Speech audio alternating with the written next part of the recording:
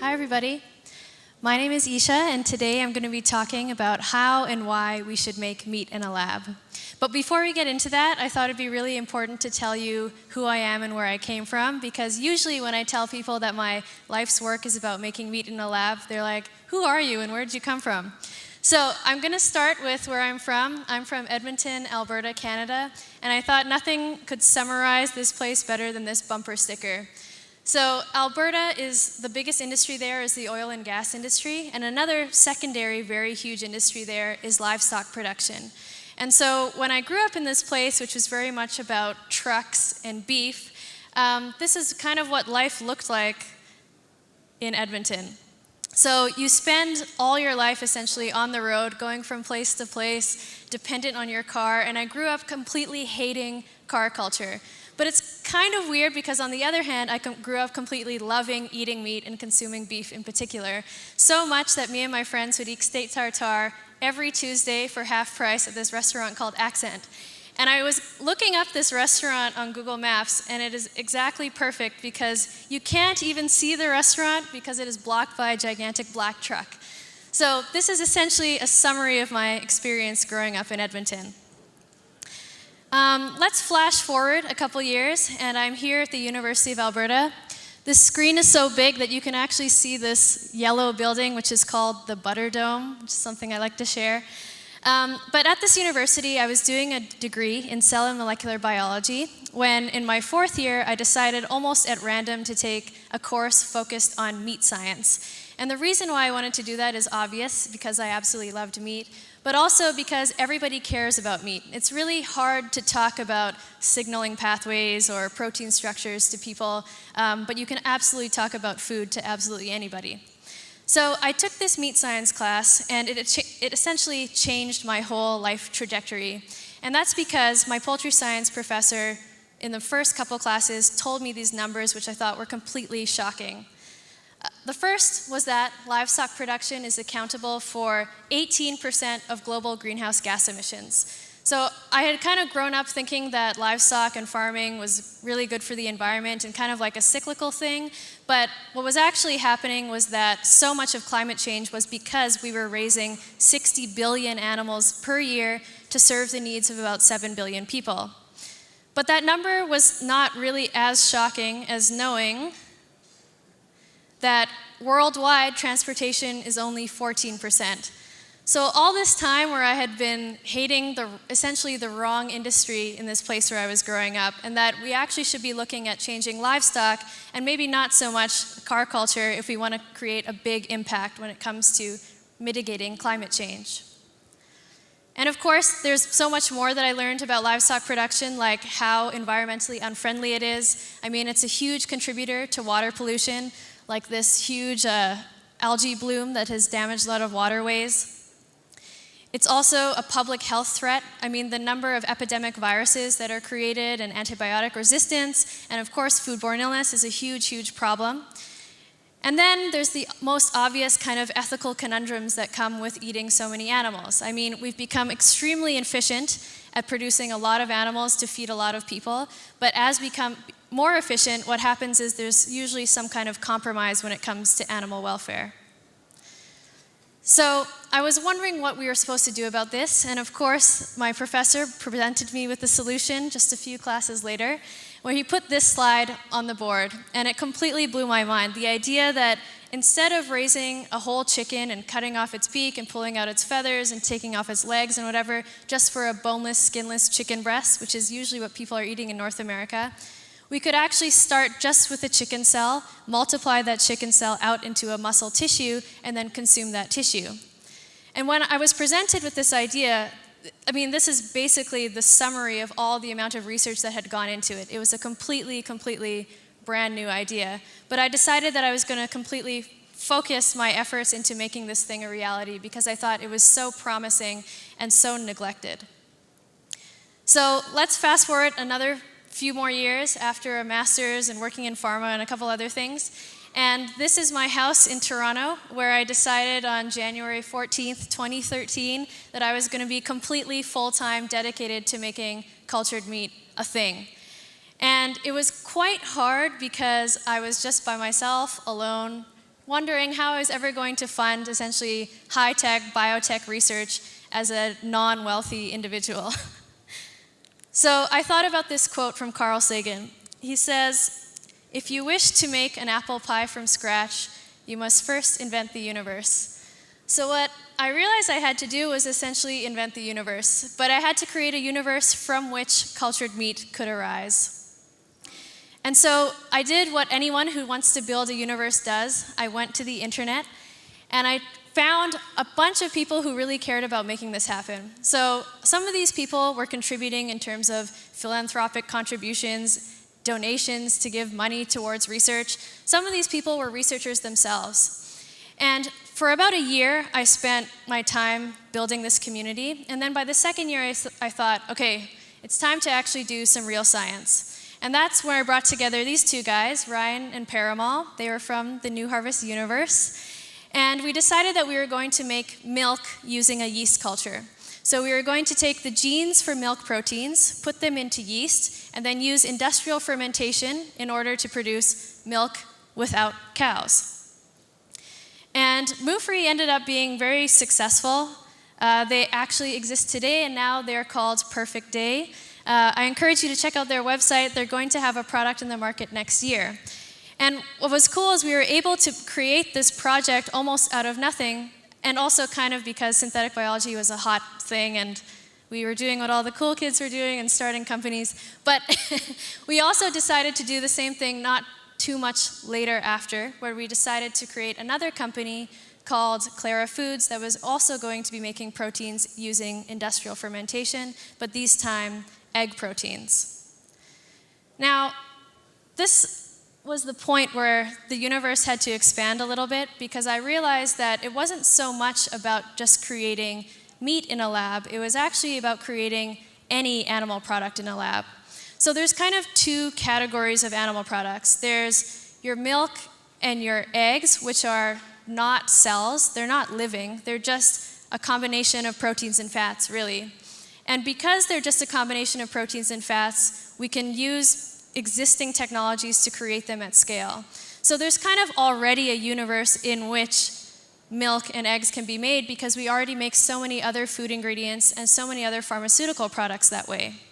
But there's this other category of food products, which are tissues. That's like this ham and this salmon and this shrimp, where it's actually made of cells that have grown out into tissues. And unfortunately, there isn't quite a universe for that yet. There isn't a body of expertise that we can build from. There isn't a huge amount of research that we can build off of. So what we had to do was kind of create a community in which that would be built. So I went back to the quote and thought, okay, what do we need to do now for cultured meat? And I realized that the very first thing that we had to do was build a field of research. And I ascribed that quote to me, but it actually wasn't the quote. I mean, it wasn't me that came up with this idea. It was actually the whole community of people that we had been building over the past couple of years. So I went to our Facebook group and said, what are we going to call this field of research where we can make any kind of agricultural product from a cell culture instead of from a plant or animal? And that's where we came up with the idea of cellular agriculture, which is pretty self-explanatory by this point.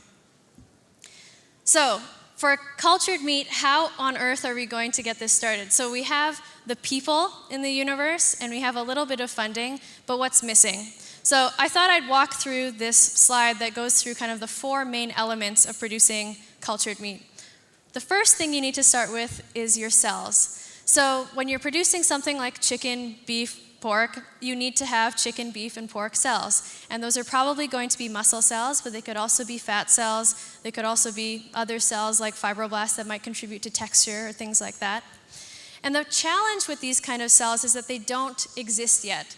So if you're a tissue engineer, you've probably worked with mouse cells, you've probably worked with human cells, but it's very, very unlikely that you've ever worked with the cells from an agricultural animal, just because we've never had the demand for producing food-oriented cells. So that represents like a huge black hole when it comes to making cellular agriculture a real thing.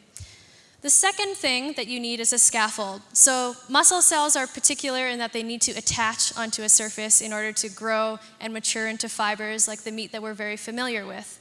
And right now, scaffolding materials are either expensive, or they're not edible, or they don't come from a sustainable source. And that's, again, because our experience in tissue engineering is very focused on medical kind of things. So there's another black hole there where we need to find out scaffolds that are inexpensive and easy to grow on, that the muscle cells will actually want to grow on too.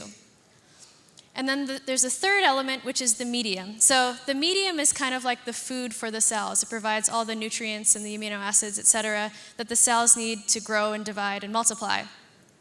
Right now, medium comes from fetal calves, which is a completely unsustainable source when it comes to producing animal products without animals. And the problem is that people have been using this fetal bovine serum just because it's like a magic ingredient. It just works really, really well, but no one really knows why. And so another thing that we absolutely have to solve is coming up with a food for the cells that is completely sustainable and animal-free.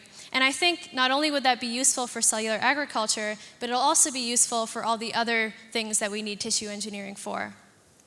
And then lastly, we need a bioreactor. And this is not so much of a black hole because we already use bioreactors for all kinds of huge things, like making the milk and egg proteins that I mentioned earlier. So I realized if we wanted cultured meat to be a thing, we already had the people, we had a little bit of money, but what was missing were these research tools, these kind of elements of producing cultured meat that just didn't exist yet. So we decided to start making them. Right here is Dr. Paul Modziak. He's a researcher from North Carolina. And when he first entered the New Harvest universe, I found out some interesting things about him. One was that he had been wanting to do this research for 23 years, but just had no means of doing it. He had been actually keeping a culture of turkey cells since 1993 because he was so desperately wanting to make cultured meat. The problem was that he wasn't getting funding from any of his existing funders, and he couldn't find a lot of people who were excited to collaborate with him.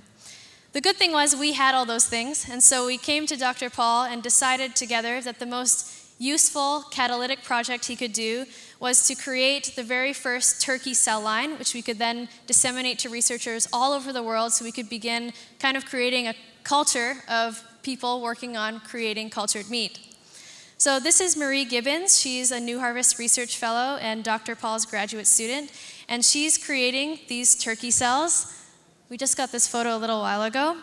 And she's creating them in culture so that we can send them to people all over the place. So that's a picture of her with a huge number of cryotubes of turkey cells that we're sending to whoever wants them. And the cool thing is, after Marie isolates these cells and starts shipping them out, she's going to actually start working towards making those cells even better for making cultured meat so that they can be used in this bioreactor. So she's going to try and design the cells so they can be grown in suspension so we can grow a lot of cells very quickly. We also have some researchers who are developing the scaffolding materials that I mentioned earlier and trying new different materials that cells can attach onto and grow into. And I was so, okay, the thing that I love about being able to start from scratch and the ability to create a new universe is that you can actually design the universe that you want. And I went back and thought about how food technology has changed people and food over the years, and was wondering how we should model cellular agriculture in particular. And so I thought I'd walk through kind of these two big changes when it came to food technology. The first one, food tech version 1.0, is fermentation.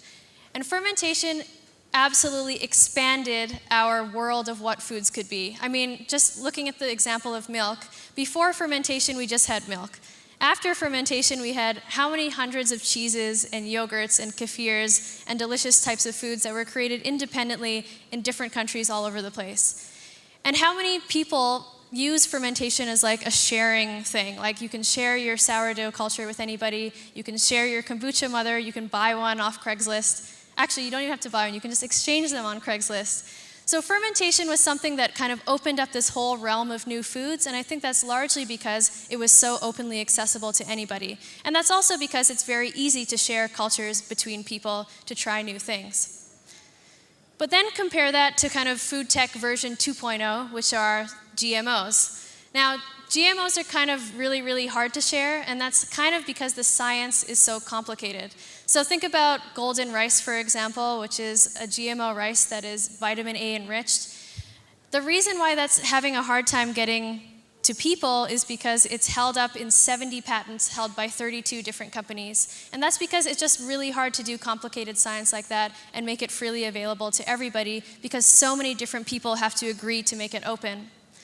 So how are we going to do this with cellular agriculture? Because cellular agriculture is kind of like GMOs in that there are so many moving bits and pieces and so many opportunities to create IP. But if we want to, in fact, open this world to more innovation, more iterations of what meat can be, we have to probably try to go as open as possible.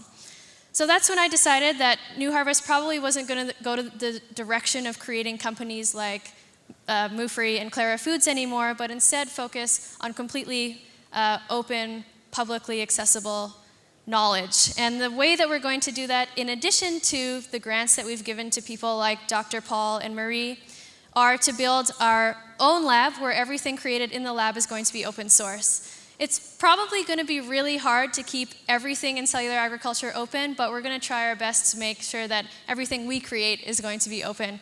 So this lab is here in Paris at Lafayette, which probably lots of you know about already. And that's Dan, who's sitting right there, who's going to be our first researcher that is working there.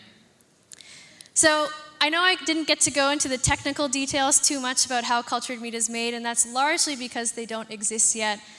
But I did want to share with you how we are able to create a universe and how when you bring together a whole bunch of people who want to contribute something, whether that be their philanthropic dollars to support researchers or people's own expertise and own passions, you are able to, in fact, create an apple pie. And these are the apple pies that we've been creating so far. A little tiny turkey nugget, some egg proteins, and milk in cell cultures. Thank you.